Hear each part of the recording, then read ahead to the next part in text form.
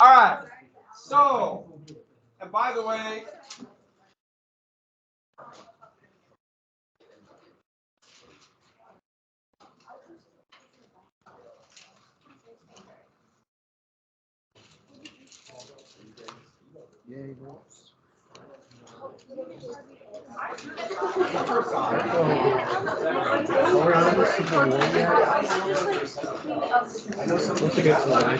okay, so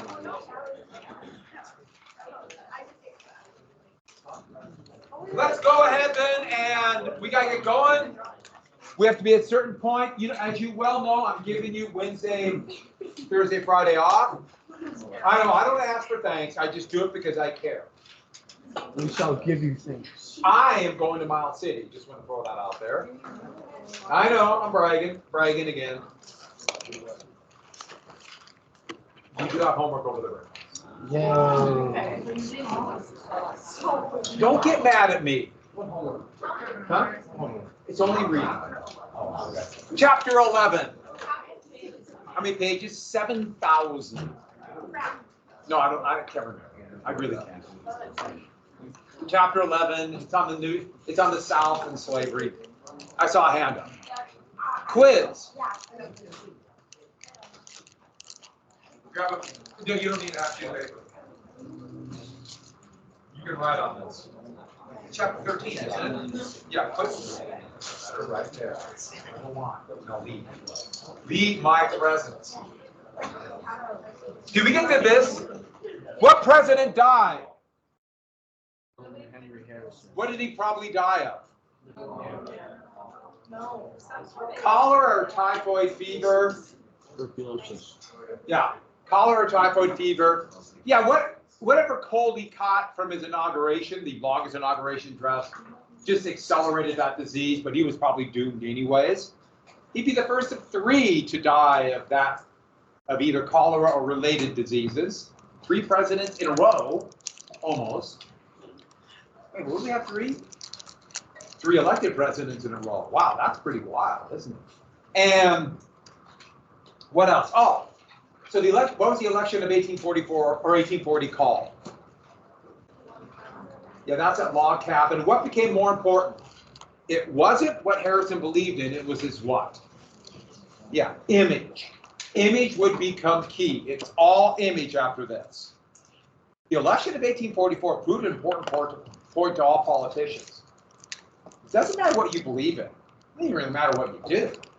It matters what image you portray. If you portray the image that people want, you can get elected. And the Democrats were shocked that people would fall for this. So did they immediately go to a campaign, well, we're going to try to get real issues and do what's best for the people? Or did they jump on the image bandwagon too? Of course they did. Now today it's all substance, but that's me lying. It's all image now. And the thing is, it's important to understand, they learned in 1840, the people who decide elections are the ones who are the most persuadable by these image campaigns. Because it's not that they're not smart, they're very smart. People are smart, but they have hard lives, they're difficult, they're preoccupied, and so they're what we call low information voters. It doesn't mean they're not smart, they just don't follow it that closely. And therefore they're very susceptible. They're the ones who decide elections. So all those campaign ads that annoy you, that's why. They're trying to portray an image or discredit the image of their opponent. Is it effective? Yeah. Is it good for democracy? Moving on. So, William Henry Harrison. We got Tyler. Did we get the American system? We have him kicked out of the party? Yes. Is that why we quit? We got the Webster-Ashburn Treaty. We're at the Lumberjack. Oh, we're at Lumberjack War. We went pretty far, didn't we? Lumberjack War. So we're right here, and then Webster resigned. We didn't get that. You just have to write it down. We didn't like. Yeah. So they figured out the main. Oh, I didn't talk about any of this, did I? Just the roost stock. And it kind of dealt with this border, and so it showed 2 different things. First off, that Maine and the United States were actually much closer than they appeared, but it was still a tenuous relationship. They tried to deal with Oregon, they couldn't deal with the Oregon issue. Oregon was still up in the air. All this area was called the Oregon. I know that sounds weird. Or Oregon, or just back east, Oregon. To Oregon. So Oregon right here, they didn't solve that problem. And Webster then promptly resigned, so any connection with the Whigs, at least the Northern Whigs, was gone. Tyler was completely isolated as president. It's hard to find somebody who had been more unpopular as president than John Tyler. Only a few elite plantation owners liked the guy. It's kind of shocking. We've had unpopular presidents, but wow, Tyler. And what was the issue, though, that was underlying everything? We're back to Texas. Now an independent republic. That's Sam Houston, the president of Texas. They thought they would be annexed. It didn't happen. And Houston, his big problem, nobody is moving into Texas. Nobody. They need people. There's no one to pay the taxes. Mexico is threatening to take it back. The dictator of Mexico has remained the same guy, now accumulating artificial legs. Whom? Santa Ana. Yeah, Santa Ana. And no citizens of the United States want to take the risk, even for the land. Go to Mexico and they'll be probably kicked out if Mexico takes it back. So nobody is going there. There's not many citizens of Texas. And don't forget, the Comanche threat. And so Houston is looking at his country and it's falling apart. And his number one goal, he doesn't want Mexico to take him back. After that, he wants to be part of the United States, but not Mexico. And so, if you can't collect taxes, you can't pay back your debt. Texas had to borrow money by issuing bonds. Well, they can't pay taxes. They have no taxes, so they have to issue more bonds. What kind of interest rate does Texas have to give to people who buy bonds to convince them to loan Texas money? Really, really high. And I didn't put this up there, but Texas has no financial system. They are issuing currency. But what's the value of the currency if they can't collect taxes? Tanking. Their financial system is a disaster. I repeat, if a country can't collect taxes, their currency has no value. Have you heard of Argentina? We just elected wow, Argentina is gonna, I'm sorry for Argentina now, but they need annexation. That's what he needs. Texas might just crumble and Mexico can take it without a fight. This is a crisis. And Sam Houston is thinking, Mexico, if they take it back, if they capture me, I'm dead. And so he has to push the United States. And the president is Tyler, who is now mad at everybody. He is a seething pool of resentment against both the Democrats and the Whigs. He wants to get them back for all the wrongs. Tyler would live up to, what was he, 92? He finally died in the 1890s. His granddaughter just passed away. He had a kid when he was in his late 70s. Yeah. After I said it, now let's not think about it anymore. But moving on. He wants revenge. And that stems quite nicely with Houston. The issue of Texas was so controversial because of slave power. Northern Whigs and Northern Democrats didn't want Texas. Don't forget, Texas was huge. That could be 5, 6, 7 states, potentially all slavery. What an advantage in the Electoral College and the Senate for Southern states. Well, Webster resigned. The new Secretary of State was Abel Upshur. Yes, that is a great name. Abel Upshur of Virginia. Upshur was part of a growing movement in the South that was trying to find something to defend slavery. He was a plantation owner, desperate to control it, fearful of democracy, and so he decided Texas.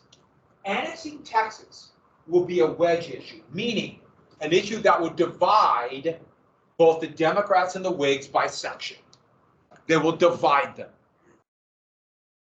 Therefore, unifying the South to protect slavery. That should sound familiar. That should sound familiar.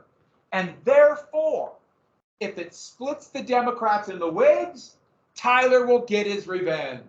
Now, Tyler, too, wanted to annex Texas.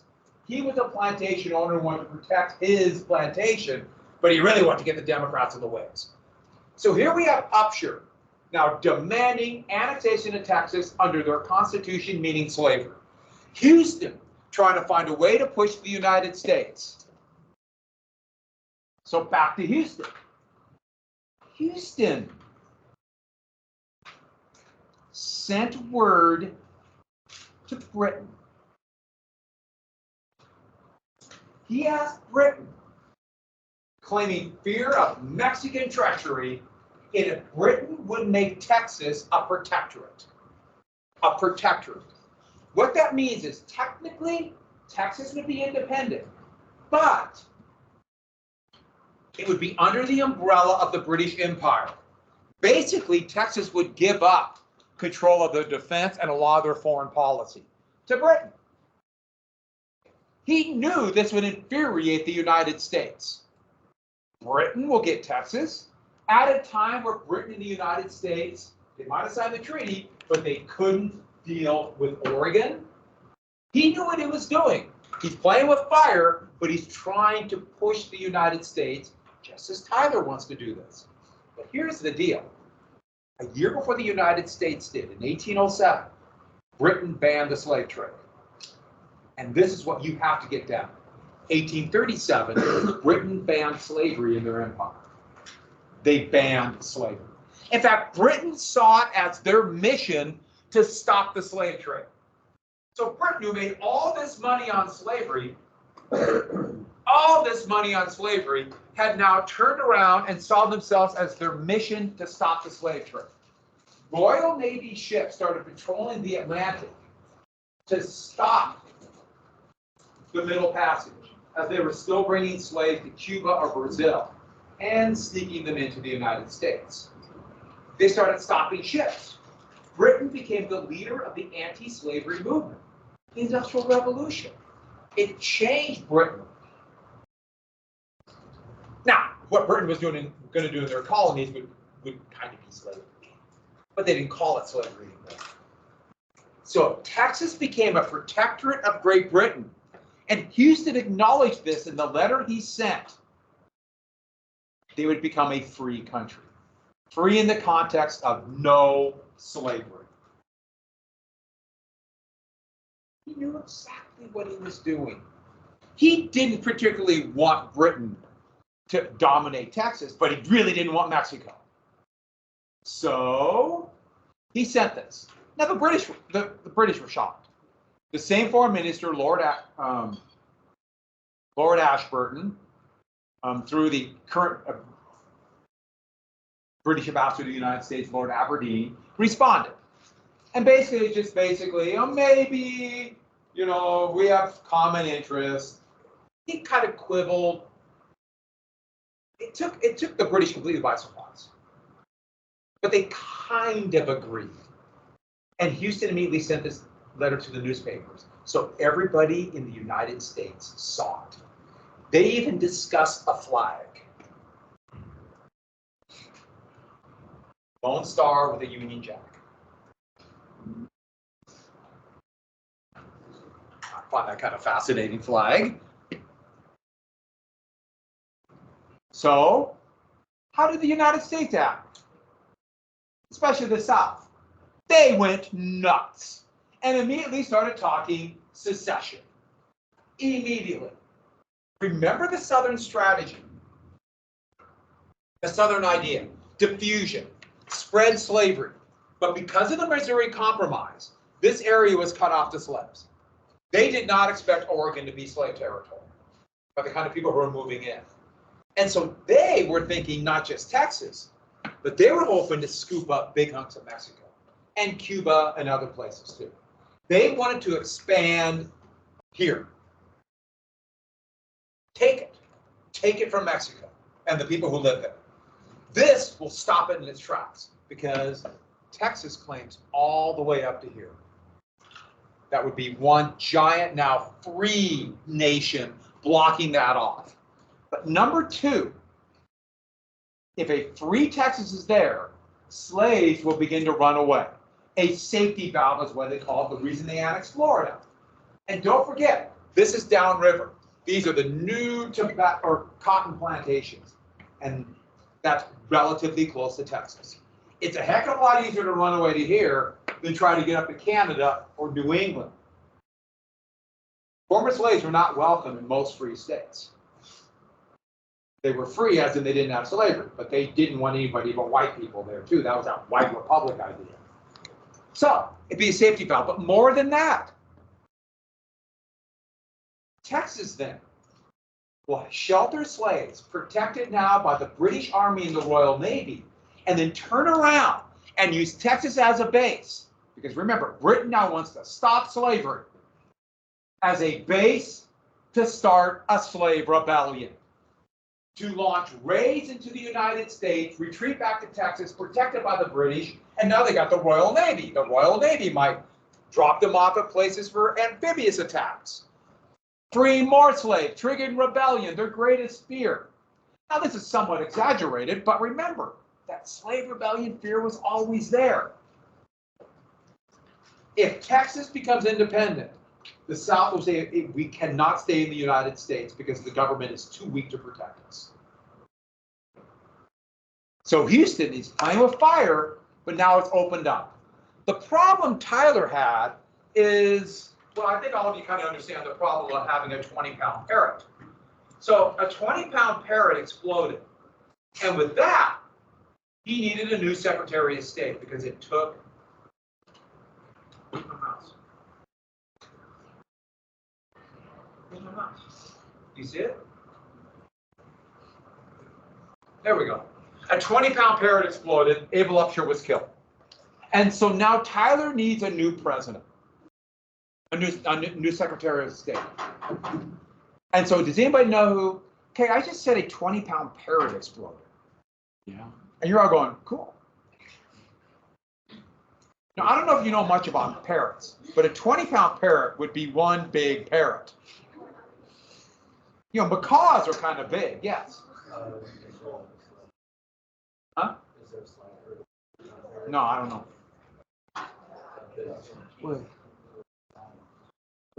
A parrot exploded. Does anybody know what a parrot is? This is artillery. A parrot was also the name for a smoothbore cannon. I'm sorry, a rifle barrel cannon. This was going to be a naval gun on a ship. A 20-pound parrot, literally dubbed the Peacemaker. And they were test firing it, and it's hard to forge a cannon that big. The cannon was supposed to go that way. It went this way. Upshur was on a reviewing stand watching this. Now we need a new Secretary of State. Somebody who also believes in this idea of unifying the South to defend slavery.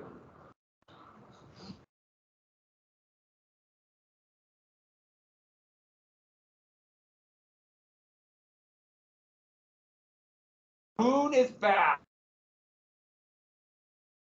And he's got everything he wants, he thinks. Remember, he's a new.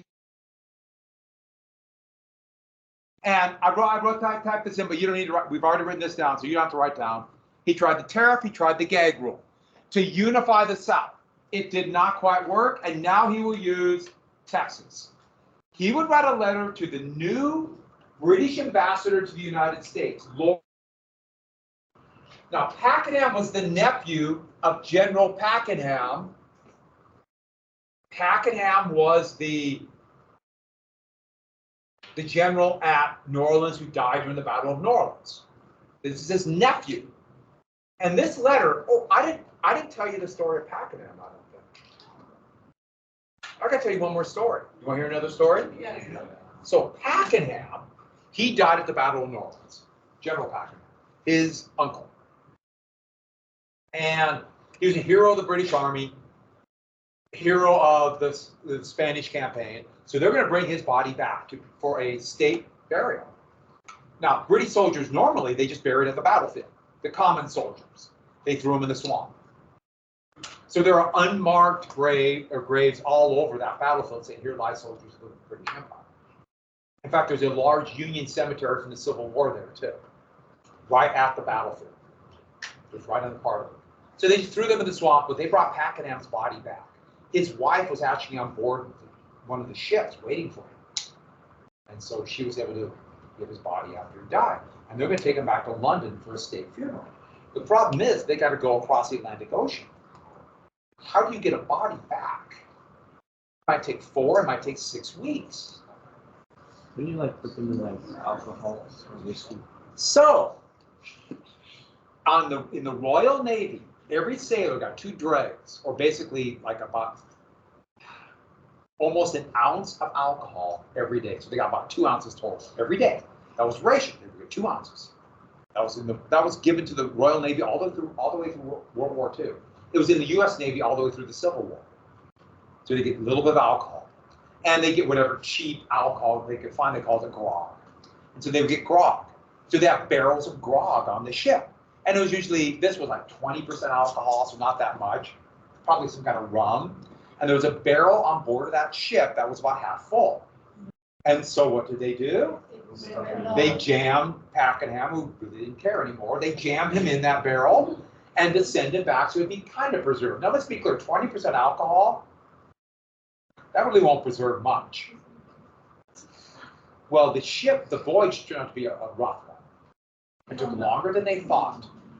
And about halfway across the Atlantic, they ran out of grog for the crew's rations. No. When they arrived at Southampton, they pulled in, opened up the barrel, and it was dry, except for a gray thing in there. So that tells you 2 things. Number 1, the men got thirsty. Number 2, they were not picky. So that's how Pakenham's body got back. His body lies in state at the Tower of London right now. And I accidentally found it.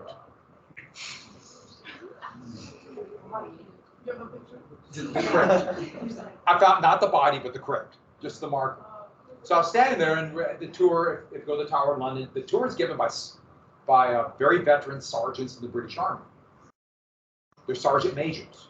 And they're like 30-year veterans. It's kind of like a good way to kind of, they're still in the Army, but it's a good gig. They're great. They're called beefeaters, the name of the old guards. And so the beefeater was talking to us, and we're standing in the area of the crypt, and I'm standing like this, and I just kind of look over. Pakenham, right there next to me. You can still smell the, okay, moving on, the rum, I was going to say. But, so, this is what the Pakenham letter said. Calhoun said that Texas is tied to slavery. They're tied to it. They're going to try it. They try. They can't get rid of slavery. The whole system, the social network, the legal function, everything is tied to slavery. The leading citizens have slaves. They need slavery to survive. So it doesn't make sense for Britton Anderson. That was not an unusual statement. But then he continued and said, but the biggest reason is that slavery that happens in the South and Texas is a superior system to what they have in Britain and by implication the North. It is a system that is benefiting not the slave owners, but the slaves. And it would be dubbed soon the positive good theory of slavery. Now this has been bandied about for years, but now put into terms by this horrible man.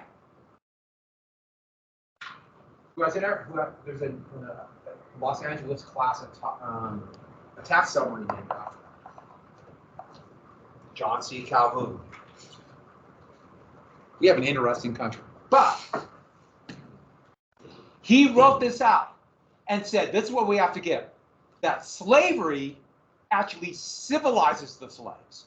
We are helping the slaves out. If it wasn't for the slave owners, the slaves would be helpless, and either they would turn to crime or rebellion or die impoverished. We are doing the slaves a favor.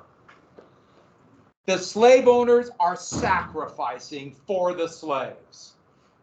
It's a much better system than wage labor.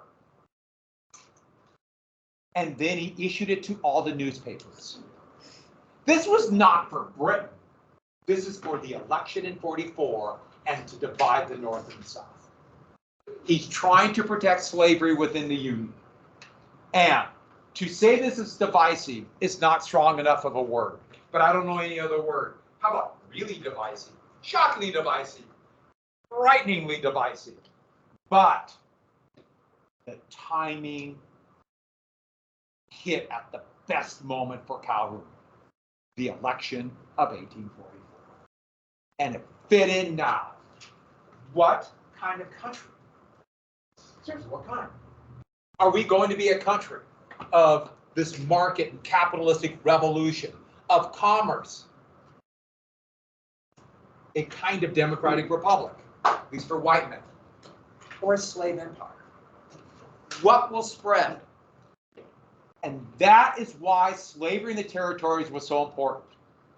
It was the fight, what will go west? And it would be defined by Texas. Texas, Texas, Texas.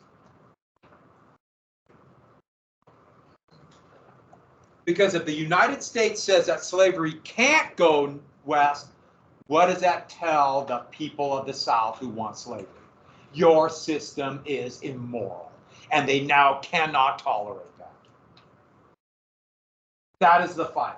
So the Democrats had their convention in Philadelphia. They picked the candidate, and Martin Van Buren came rolling in expected to be renominated. The Kinderhook Fox was popular. What is he? He's okay. Remember? Okay, what's the other thing came out of the election of 1840? Oh, booze. Booze. Yep. Booze and okay. Oh no, campaign budgets. Okay. Yeah. But a lot of Southerners now view him as a Trojan horse. They believe that he doesn't want to spread slavery. And the term for not spreading slavery would pop up over the issue of Texas. And it's called free soil. Free soil means no slavery in the territory. And they thought he was a Trojan horse. Southern Democrats got into the Democratic convention that it requires 2/3 of the delegates. It's really hard to get 2/3 of the delegates. He won the majority of the delegates, vote after vote after vote after vote after vote, but he couldn't get 2/3. Southerners wanted to stop this. The Democratic convention, therefore, was totally stuck. They couldn't pick anybody. They voted all night. They voted over 100 times. The Democrats are in disarray. They start looking for other people, but everybody has a reputation of being either pro-slavery, a free soiler. Nobody can get any traction until they find a dark horse. Does anybody know what it means in horse racing when you say a dark horse? Yeah. Someone that's unexpected but can end the game. Yeah. Totally unexpected. No one knows anything about it. A dark horse. Unexpected. And the advantage of a dark horse is they have no history. And so they have no enemies yet. So you can kind of create the image. We've had a lot of dark horse candidates. A lot of dark horses that came out of nowhere.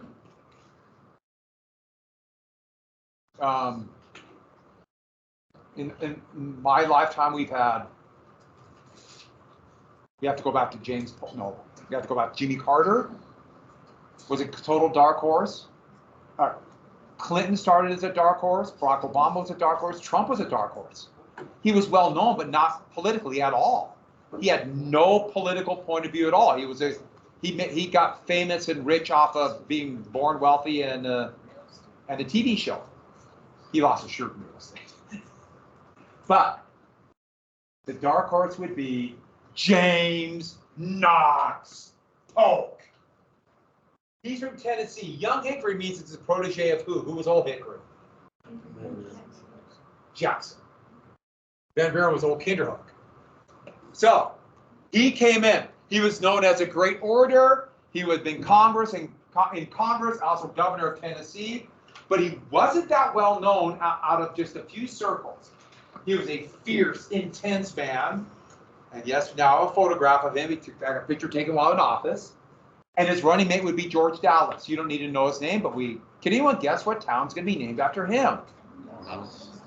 No way. And his slogan, he did something to avoid the big issue of Texas. 54, 40, or fight. Manifest destiny. We're going to spread westward. We're going to get all of Oregon. We're going to get California. And we're going to get... No one heard me, right? We're good? Okay. California and Oregon. And avoided Texas as a single issue, just made a part of, we're going to be a continental nation, sea to sea. 5440 was the upper latitude of Oregon Territory. And he's saying we're going to fight for the whole thing with Britain. No, he didn't want war, but he could take advantage of the anger of Britain over Texas, but focus it on Oregon. So they could act like he's not running for Texas and slave power. He's running for a continental nation. It's a very clever campaign. And the Whigs think we got him now. Henry Clay has decided it's my turn. It's my turn. Henry Clay. He has run now 3 times, kind of 4 times, has never won. Here's Clay's photograph, and every picture of Clay, he has this wry smile, like he knows something. And his running mate would be, of course, William Frelinghuysen of New Jersey, part of the Frelinghuysen's. I just like saying the name, Frelinghuysen. He actually, very wealthy family. They're still a very wealthy family. Frelinghuysen was just in Congress, resigned 8 years ago. So, American system. Back to the American system. But Texas, he kind of quibbled this weird kind of, well, Texas, Mexico allows it, which Mexico's never going to allow it. So basically, he made no decision on Texas. And Oregon, the same thing. He thought, we'll avoid those issues and let the Democrats implode, not realizing the popularity of Manifest Destiny. And Clay doesn't have the Tippecanoe war hero thing. But now both sides are jumping right into the image thing. Now it's all image. And Young Hickory, and they call Polk the Napoleon of the stump. The stump is where someone gets a speech, a stump speech. They stand on a stump so everyone can hear him. Napoleon meaning he's a great speaker. And then Clay and Frelinghuysen, they have the American system, but they try to get with a Whig ball and hard cider and really cool outfits.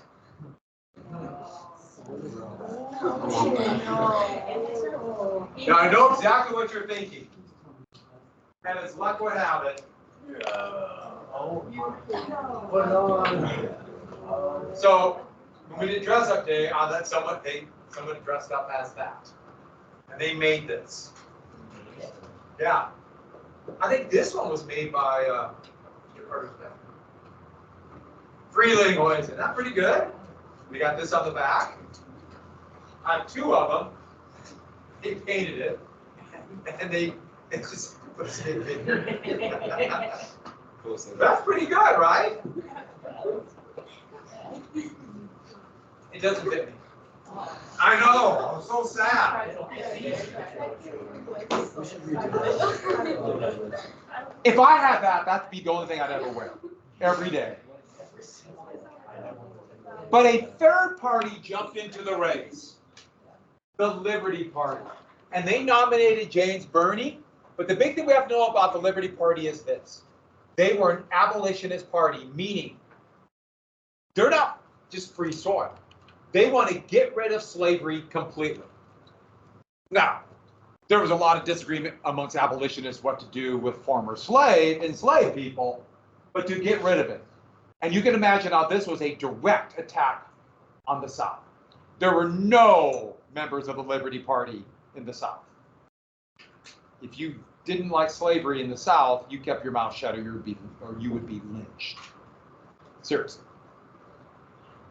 So a third party, but remember, third parties don't work in a winner take all, because that means they're probably going to take away votes from either the Whigs or the Democrats. As it turned out, it kind of took away from both. This campaign, though, even though Texas wasn't mentioned, Texas was everywhere. The Salt River meant like drowning in the Salt River was a way of having political disaster. Salt River, because salt, nothing survives. Nothing can live in salt water. Because yeah, it's not fresh water, you can't drink. I know, what about the ocean? Yes, I know. So, here it's showing Texas will take Polk and Dallas over to this guy saying, yay! I think that's supposed to be Houston, but I don't get it. And Clay and Frelinghuysen and Webster are trying to stop them, but they're being dragged into the Salt River. Here's another great one. This one's the opposite. Remember, balloons were a big deal?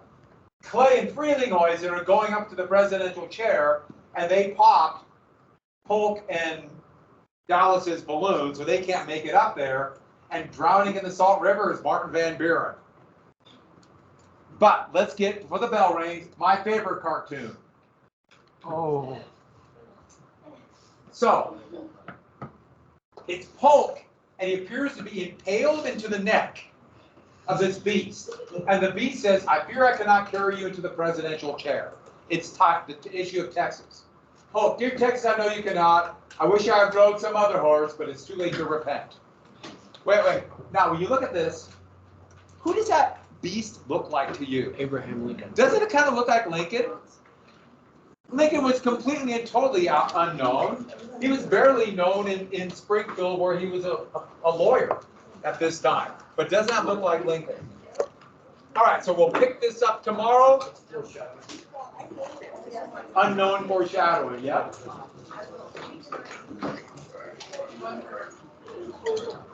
So James, you got to send me the Flamingo Friday picture. We'll figure out what to do with that. That's pretty.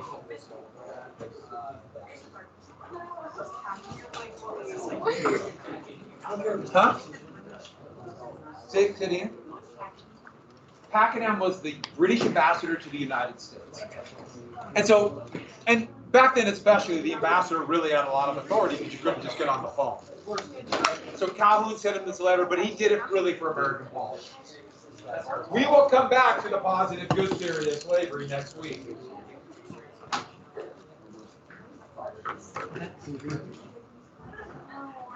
That's a good picture.